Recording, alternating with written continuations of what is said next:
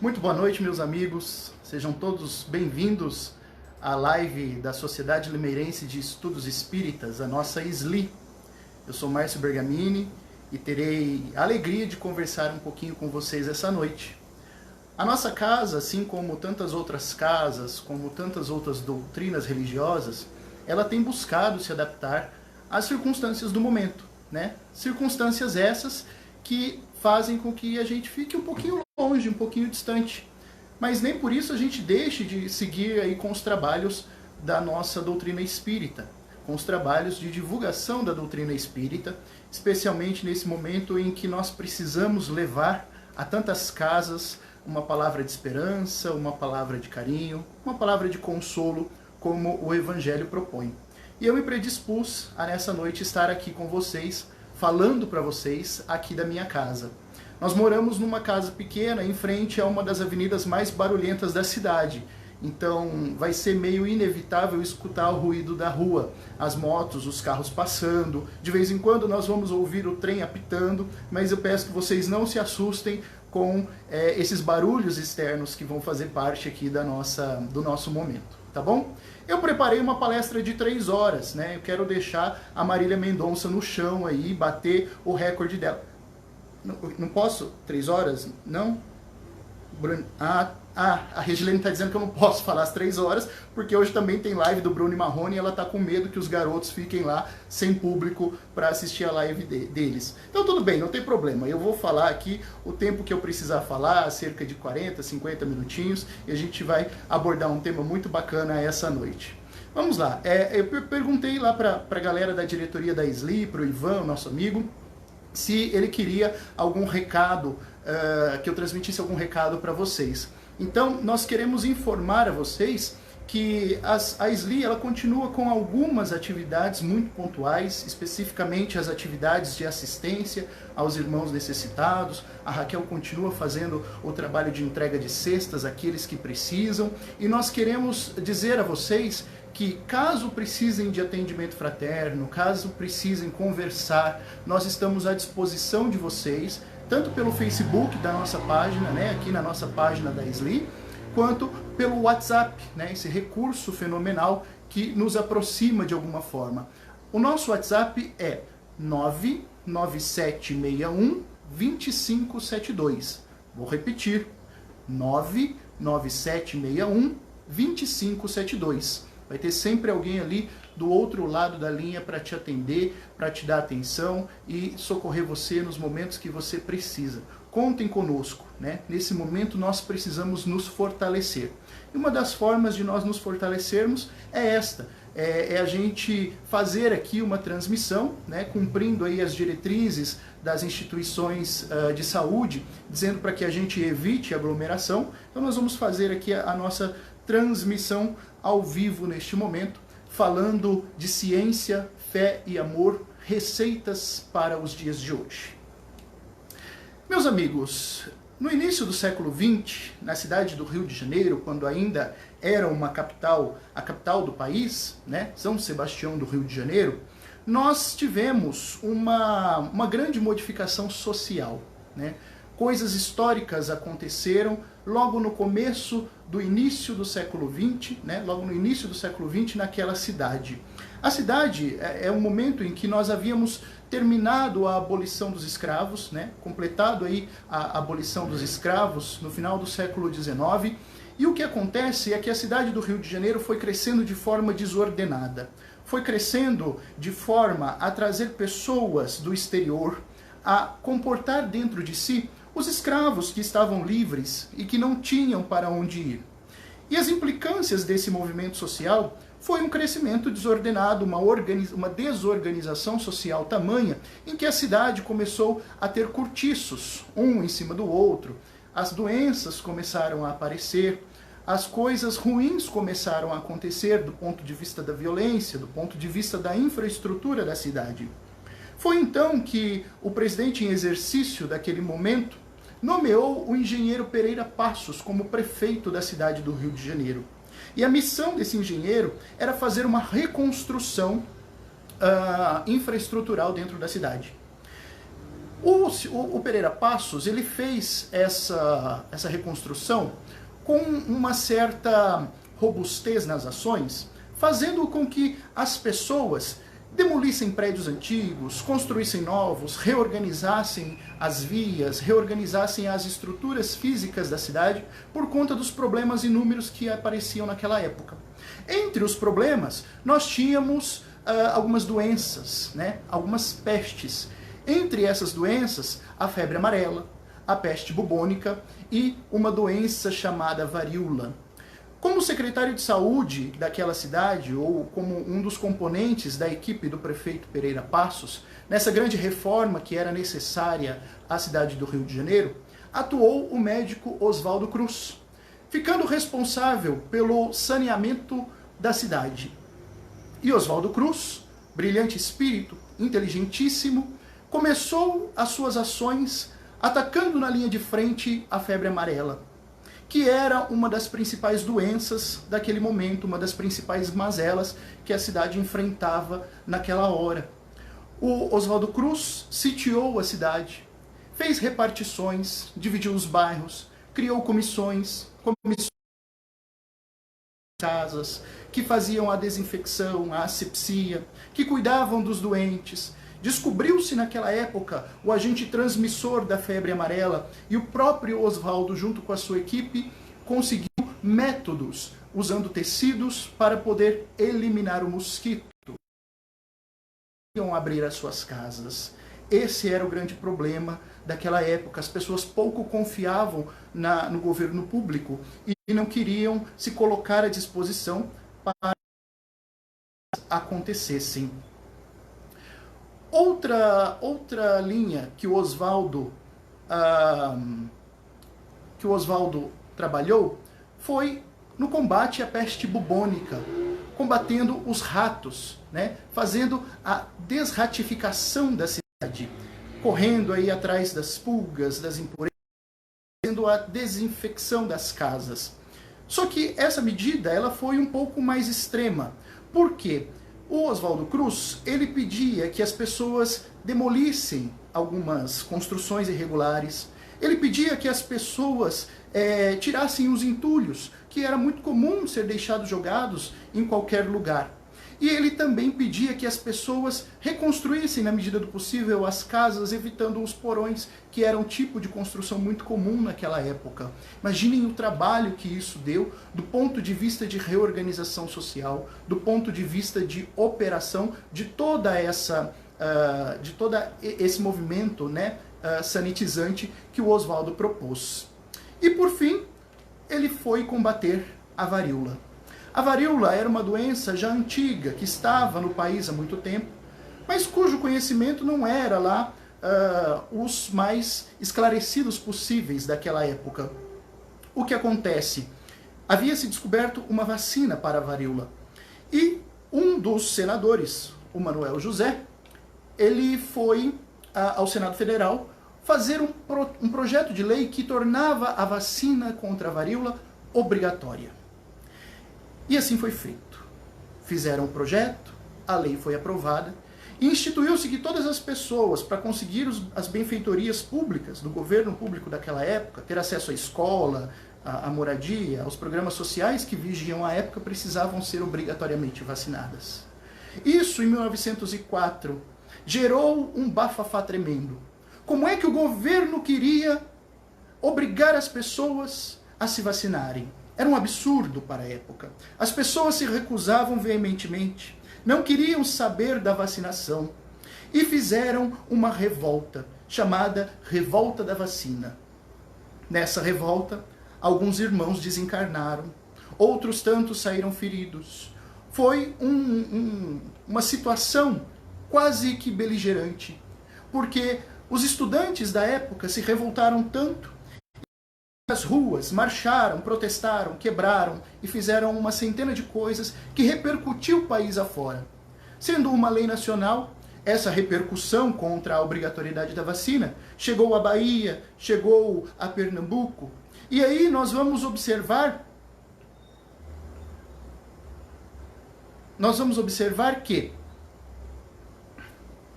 no ano de 1908, Ou melhor, nós vamos observar que no mesmo ano, tão logo depois que foi proposta a obrigatoriedade da vacina, ela foi revogada.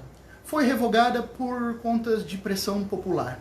Foi revogada porque as pessoas não aceitaram aquele benefício e não viram naquele momento que a vacina era o melhor remédio para se combater a varíola. O tempo se passa e a doença persiste no nosso país. No ano de 1908, 4 anos depois da revolta da vacina, nós vamos observar no Rio de Janeiro eclodir uma epidemia de varíola e nós vamos ter a conta de 6.000 mortos por conta desta doença. No Recife, cerca de 5.000 mortos, mais ou menos. E alguns anos depois, na cidade de Salvador, em 1919, aproximadamente 3.000 mortos. Este é o cenário dominado pela ignorância do povo acerca da vacinação. Este é o cenário que ceifou tantas e tantas vidas, no momento que essas vidas poderiam ter sido preservadas se as recomendações das autoridades sanitárias naquela hora. Na década de 30, o autor baiano Jorge Amado vai escrever um livro muito bonito. Na minha opinião, de literato, um dos melhores livros e talvez um dos meus livros preferidos de toda a literatura brasileira. O livro publicado em 1937, chamado Capitães da Areia. E nesse livro, que aborda a história de meninos marginalizados, Jorge Amado conta a história de Pedro Bala, do professor, que não é o da Casa de Papel, de Almiro, de Dora, de Zé Fuinha, de Noraninha, uma mãe de santo, amiga desses meninos, e do padre José Pedro, outro amigo dos garotos, que tentava lhes fazer o bem para que eles pudessem mudar um pouco a sua vida. No contexto em que a história se desenvolve, há uma epidemia de bexiga, ou varíola, como era conhecida até então, essa doença. A bexiga, ela toma conta das pessoas, toma conta de todas as pessoas na cidade de Salvador e gera a morte, gera a carnificina. Almiro, um dos personagens, um dos capitães da areia, ele morre com essa doença e é expulso do abrigo onde os capitães se reuniam, porque os capitães não querem pegar também. Dora, a única menina do grupo, ela não chega a contrair a doença propriamente dito, mas ela vai parar junto com os capitães da areia porque ela perde os pais por conta da bexiga. E o que essa história tem de bonito, meus amigos, é que os capitães da areia não são abandonados. Não, de forma alguma. Dona Ninha, uma mãe de santo, chefe do terreiro de Candomblé, onde se passa a história, ela apoia os meninos, entrega alimento, faz rezas, pede aos seus orixás, aos seus deuses, aquilo que ela acredita, a proteção das criaturas. O padre José Pedro atua mais na linha de frente, protege os capitães da areia, dá-lhes de comer, dá lições, traz a eles outras perspectivas de vida a fim de que eles mudem. E de fato ele chega a converter um dos meninos que se torna parte integrante da igreja. Esses amigos que velam e que trabalham pelos capitães da areia são verdadeiros guardiões de todos esses meninos que estão vivendo esses momentos. E o que isso tem a ver com os dias de hoje?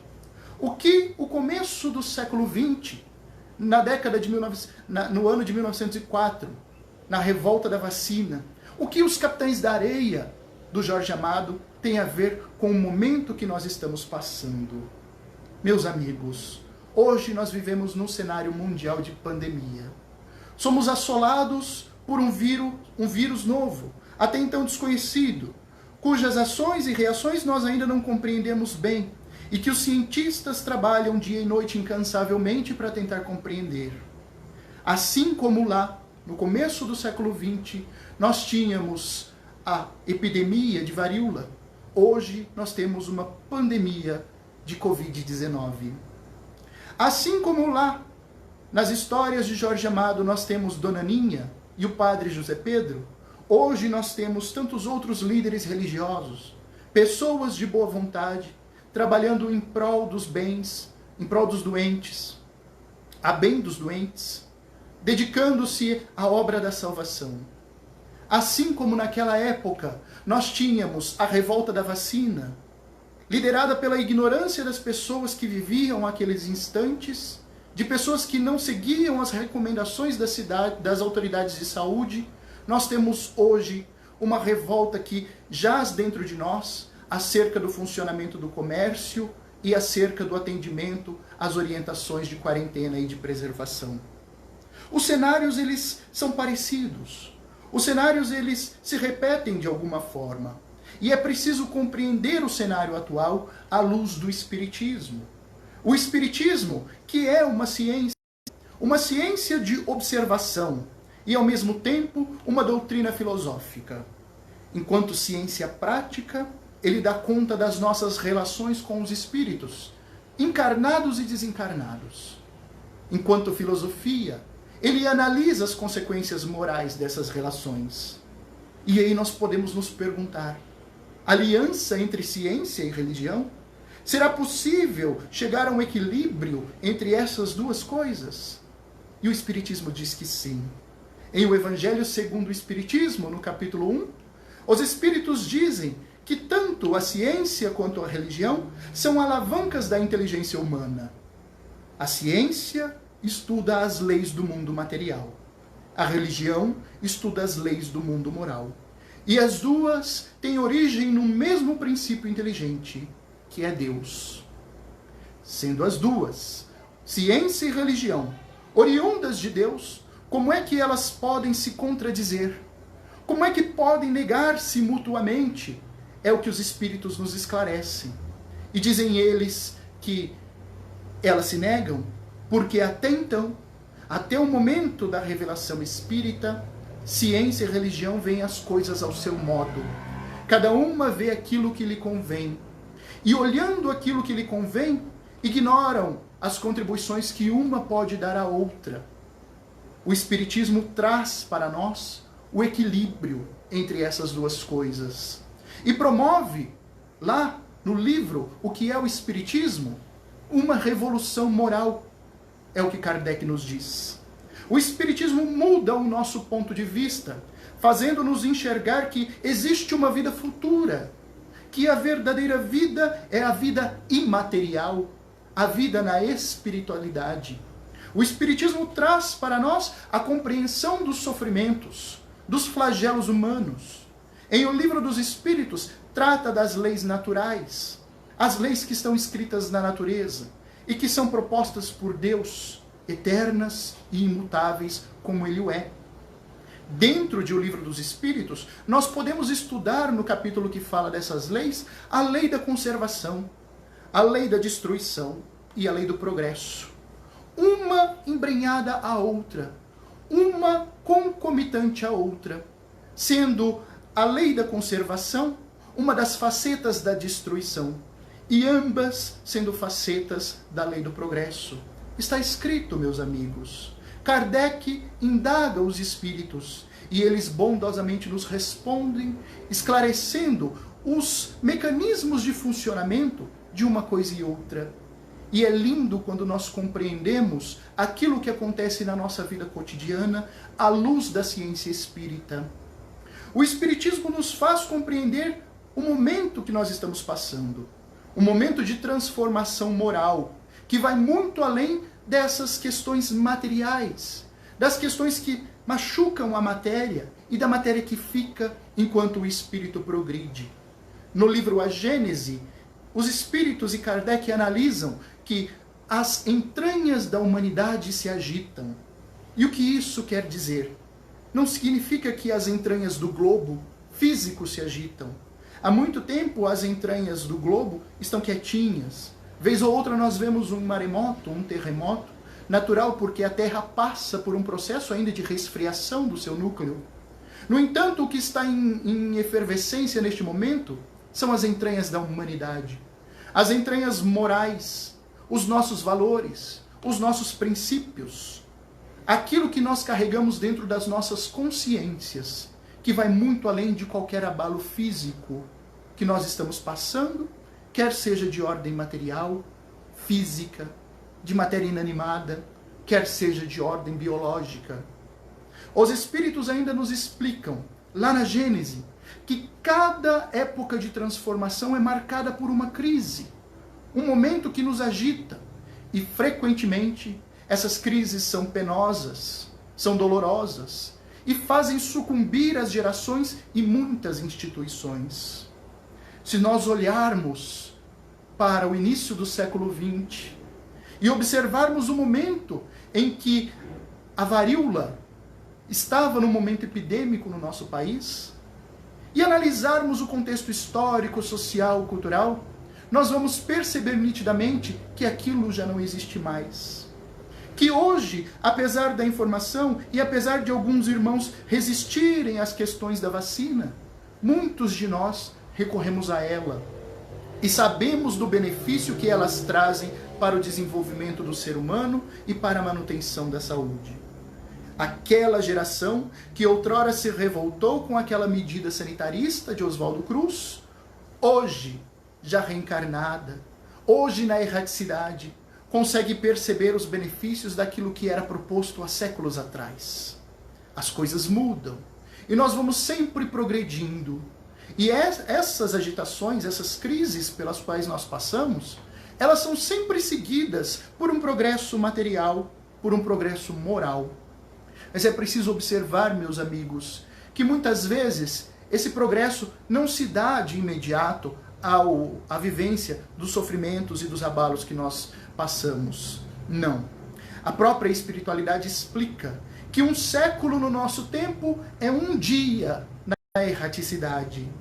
Imaginem o quanto as coisas demoram para acontecer dentro do nosso planeta.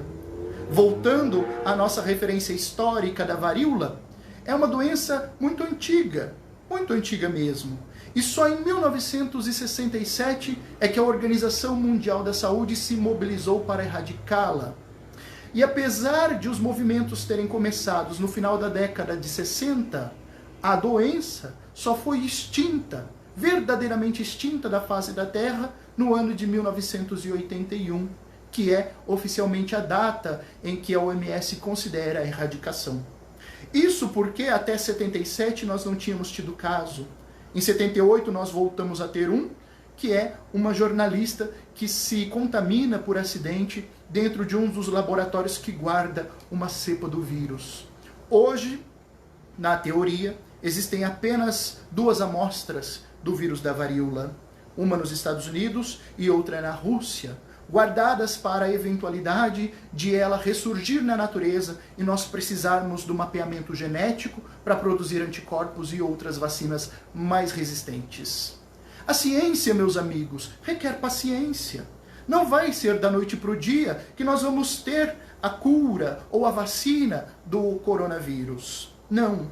Se nós analisarmos um pouquinho mais a nossa história recente, nós vamos ver o vírus da AIDS, o HIV, e vamos entender nas pesquisas dessa doença que ela remonta também à década de 30, o seu surgimento. No entanto, são necessários 50 anos para que ela seja identificada. As pessoas morrem, as pessoas sucumbem a essa doença. Ela é transmitida de homens para homens, de mulheres para mulheres, deliberadamente. E a ciência não a conhece. Só na década de 80, 50 anos depois aproximadamente do seu surgimento, é que nós vamos ter a identificação, a descrição clínica da AIDS. E a cura. E a cura, meus amigos. Nós vamos ver uma geração toda sucumbir a esta doença. Nós vamos ver pessoas perderem os seus entes queridos. E até hoje, século 21, ano de 2020, a cura não está, todavia, disponível para a maioria das pessoas. É bem verdade que avançamos. É bem verdade que nas últimas décadas, os medicamentos, eles foram aprimorados, eles sofreram modificações e conseguem controlar melhor o vírus, permitindo com que as pessoas tenham uma vida um pouco mais saudável, consigam conviver com ele. Mas a cura ainda é restrita. Há apenas na literatura médica o relato de 2 ou 3 casos de pessoas que se curaram em estudos experimentais. Portanto, a ciência requer paciência. A ciência requer tempo, a ciência requer investimento, requer análise, requer políticas públicas que consigam financiar o trabalho dos pesquisadores. E neste momento que nós vivemos, neste exato momento do ano de 2020, nós temos uma recomendação.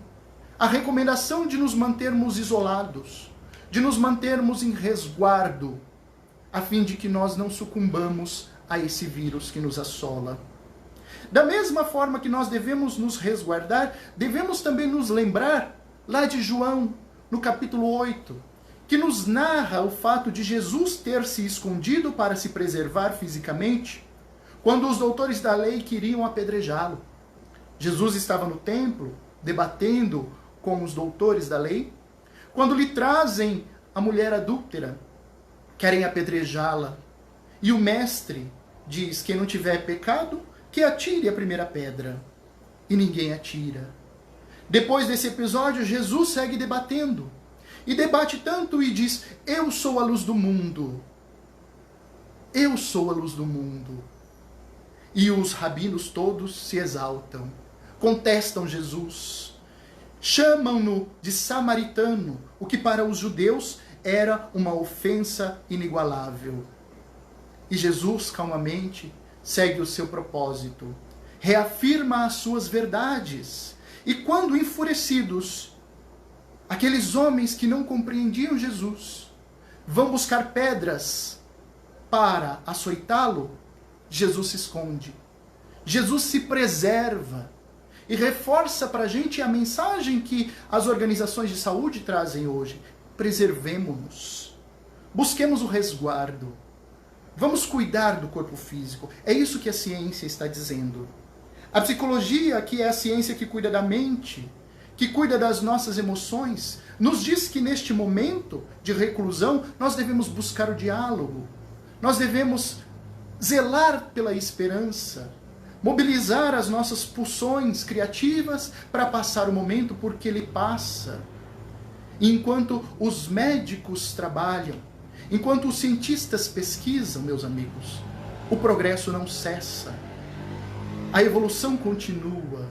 A ciência vai avançando. E quando chegar o momento, nós teremos a prevenção e teremos a cura. Enquanto isso, as nossas relações sociais, elas são renovadas, elas são reinventadas. O mundo exige de nós, neste momento, uma nova forma de tratativa social, como esta que nós estamos tendo aqui, falando por esta câmera e chegando até vocês. Tantas outras relações e profissões se adequam ao movimento do momento. Os professores, por exemplo, que os conheço bem, pois também sou um deles, precisamos nos reinventar da noite para o dia, a fim de conseguir fazer com que o conhecimento chegue até os nossos alunos que estão afastados de nós. E nessa reinvenção, nesse movimento, nós somos todos chamados de volta ao lar. Nós somos chamados a estarmos em casa. O lar, esta escola sublime de regeneração e de reforma íntima de todos nós. Nós somos convidados a estarmos aqui, assim como Jesus, a dar a nossa vida para que nós possamos ter vida. Dar a vida para que possamos ter vida. Estamos vivendo o momento da Páscoa. E é interessante pensar na história da Páscoa, quando ela é orientada lá a Moisés no Antigo Testamento. O Deus do Antigo Testamento é um pouco diferente do Deus do Novo Testamento. Ele diz o seguinte a Moisés: Moisés, sacrifica um carneiro, derrama sobre a porta da casa o sangue deste carneiro e fiquem em casa, fiquem reclusos, porque esta noite eu passarei ceifando os primogênitos. Vamos lembrar aqui que Moisés está lá no Egito e o faraó não quer deixar o povo de Israel ir embora. E assim, aquele Deus o faz. Ceifa os primogênitos e preserva as pessoas que ficaram nas suas casas. Quando nós olhamos para a Páscoa cristã, a Páscoa do Cristo, nós temos uma mensagem um pouco diferente. Apesar de ter a mensagem do isolamento, o Cristo também se isola no Monte das Oliveiras, porque sabe o que espera um pouco adiante. E o que ele vai fazer? Vigiar e orar. Leva os seus discípulos que pegam no sono. Mas ele vigia, ele ora, ele renova a sua fé, dando um verdadeiro testemunho da sua ligação com o Pai Celestial. Fé, meus amigos. A fé em o Evangelho segundo o Espiritismo, no capítulo 9, é definida, entre outras palavras, como a confiança que se tem no cumprimento de uma coisa. E é isso que o Cristo demonstra na vivência da sua Páscoa, neste momento que se aproxima de todos nós. O Cristo demonstra fé na confiança de que será cumprida a missão que ele ajustou com o Pai, quando ele decide vir à Terra para exemplificar pessoalmente as suas lições, o seu amor.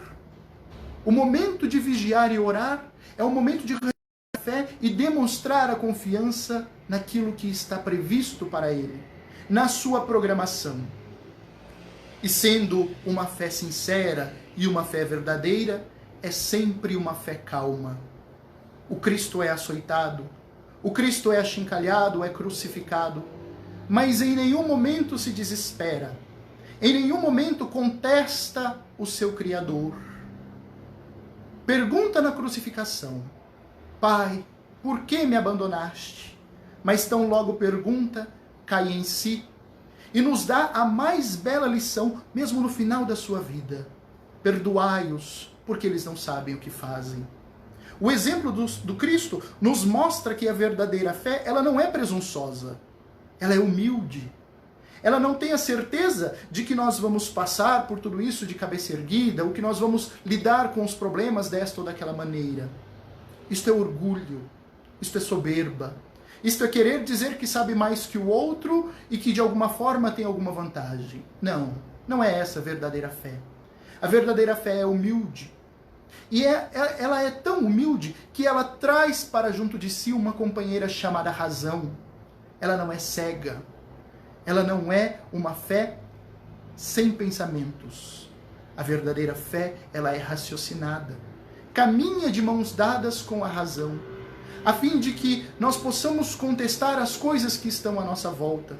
Possamos contestar os valores, as situações, as medidas, aquilo que nós observamos, mas não deixamos de acreditar. A fé, meus amigos, é necessário que ela tenha uma base. E a base da verdadeira fé é a inteligência. Isso está escrito em o Evangelho segundo o Espiritismo. Porque nós só podemos crer naquilo que nós compreendemos e não apenas naquilo que nós vemos. Há muitas pessoas que apenas veem e creem. Veem, mas não compreendem. Portanto, têm uma fé cega. Uma fé que é um sentimento, que é uma situação de crença surreal, de crença sem pensamento e sem reflexão. O Espiritismo nos convida a refletir, a compreender aquilo que nós cremos.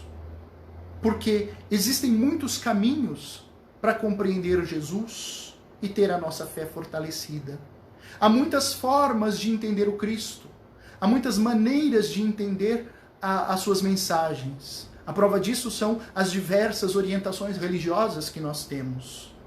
A fé espírita, no entanto, alicerçada pela ciência humana, por esta ciência que une a razão e as leis naturais, é um dos caminhos mais seguros que nós encontramos até este momento. Essa razão que o Espiritismo nos traz, as reflexões que o Espiritismo nos apresenta, faz com que a gente passe por esses momentos de turbulência de forma serena, de forma calma. Um exemplo disso é quando nós vemos Jesus atravessar o lago e de repente encarar a tempestade. Os seus discípulos se desesperam, ficam ensandecidos, enquanto o mestre dormia. E quando o acordam, ele de forma muito calma e muito serena ordena que os ventos parem de soprar, ordena que as águas se tranquilizem, e assim ele atravessa o momento. Temos que ser como Jesus, temos que manter a calma, temos que nos tranquilizar, temos que deixar a cabeça no lugar e agir com razão para que a gente possa enfrentar esses momentos que nos apresentam. Quando nós agimos assim, quando nós agimos com fé, nós nos transformamos a serviço da humanidade. E nesses momentos em que nós vemos surgir essas formas de relação social diferenciadas, em que estamos nós presos dentro da nossa casa, que é o lugar onde mais nós temos liberdade para ser aquilo que somos, nós nunca vimos um movimento tão grande, mas tão grande, baseado nos princípios de caridade. Esta semana mesmo, aqui na frente de casa, parou um carro de som, tocou uma música de louvor, era o bispo de uma igreja evangélica, e ele fez uma oração pedindo saúde, proteção aos nossos lares, e disse que estava ali com a sua equipe, fazendo com as medidas de higiene, obviamente, observadas, fazendo arrecadação de alimentos para entregar às famílias que aquela instituição atendia. Um gesto belíssimo, um gesto nobre, um gesto de caridade que traz para nós uma palavra de conforto, uma palavra de carinho, e ao mesmo tempo leva aqueles que necessitam do pão, o pão à mesa deles. Meus amigos, fora da caridade não há salvação. Essa é uma das máximas do Espiritismo. E neste momento de dificuldade que nós passamos, a caridade ela se multiplica das mais diversas formas. A caridade material, a caridade moral. Nós vemos pessoas usarem os seus talentos para levar à porta do vizinho uma canção amiga, fazer um espetáculo na varanda, para trazer pessoas para se distrair com os seus talentos. Olha que beleza isso! Quando que nós poderíamos nos apresentar dessa forma?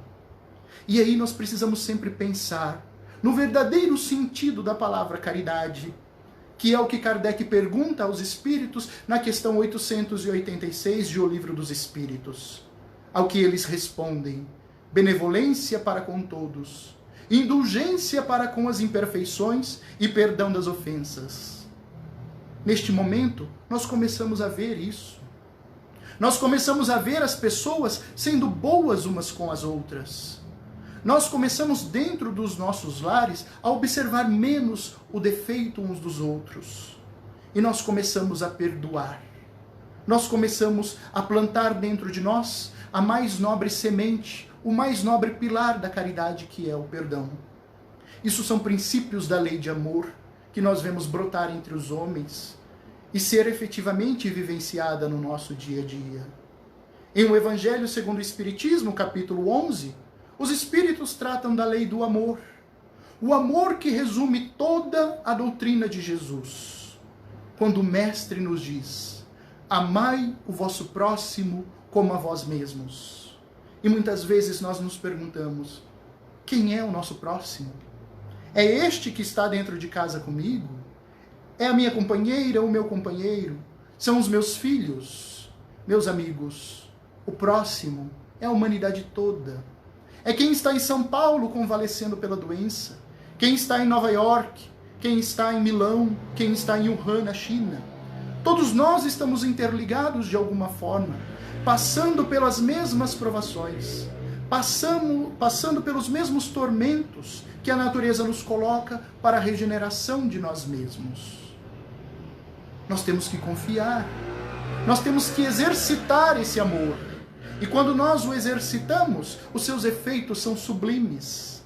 Os Espíritos nos falam de dois: o aperfeiçoamento moral e a felicidade durante a vida terrestre. Nós sabemos que a felicidade não é deste mundo. O próprio Cristo nos disse. A ciência espírita nos explica que nós estamos num mundo de provas e expiações e que é impossível alcançar a felicidade plena no estágio em que nós nos encontramos. No entanto, é possível ser feliz.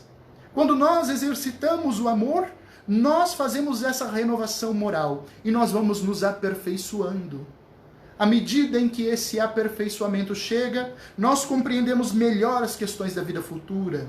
Nós entendemos a necessidade do bem comum, a necessidade de fazer aos outros aquilo que nós gostaríamos que fosse feito para nós mesmos. E nós vamos modificando a nossa vibração. Nós começamos a regular as nossas instituições pelo bem de todos. Se neste momento em que nós estamos muito preocupados com o futuro dos empregos, com o futuro dos negócios, com o futuro das coisas materiais, nós precisamos pensar no bem de todos. E precisamos exercitar a caridade, cujo efeito dentro da lei do amor é se tornar a fonte de verdadeira felicidade dentro do nosso planeta. E principalmente, se tornar a base para todas as leis civis. Imaginem, nós podemos ter leis civis pautadas nos princípios de caridade ensinadas pelo Cristo.